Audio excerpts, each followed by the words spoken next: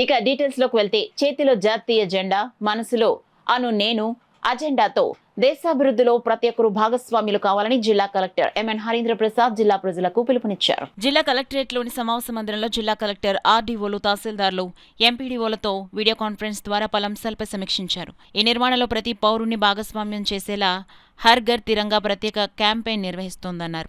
ఇందులో భాగంగా దేశాభివృద్ధికి అను నేను అజెండాతో సంకల్పం తీసుకోవాలని జిల్లా కలెక్టర్ ఎంఎన్ హరీంద్ర ప్రసాద్ జిల్లా ప్రజలకు పిలుపునిచ్చారు. ఈ సందర్భంగా జిల్లా కలెక్టర్ మాట్లాడుతూ 80వ స్వాతంత్ర్య దినోత్సవ వేడుకలను పురస్కరించుకుని జాతి నిర్మాణంలో ప్రతి ఒక్కరూ భాగస్వామ్యులయ్యేలా ఒక సంకల్పం తీసుకోవాలని రాష్ట్ర ప్రభుత్వం సూచించిందని, ఇందులో భాగంగా ఈ నెల 10వ తేదీ నుండి 15వ తేదీ వరకు ఒక చేతిలో జాతీయ జెండా, మరొక చేతిలో నేను దేశం కోసం ఇది చేస్తాను అనే సంకల్పంతో తక్కువ నిడివి గల వీడియోను సోషల్ మీడియాలో వారి పేరుతో స్వాతంత్ర్య దినోత్సవ వేడుకల శుభాకాంక్షలు తెలుపుతూ మన కాకినాడ మన బాధ్యతని ట్యాగ్ చేస్తూ పోస్ట్ చేయాలని విజ్ఞప్తి చేశారు.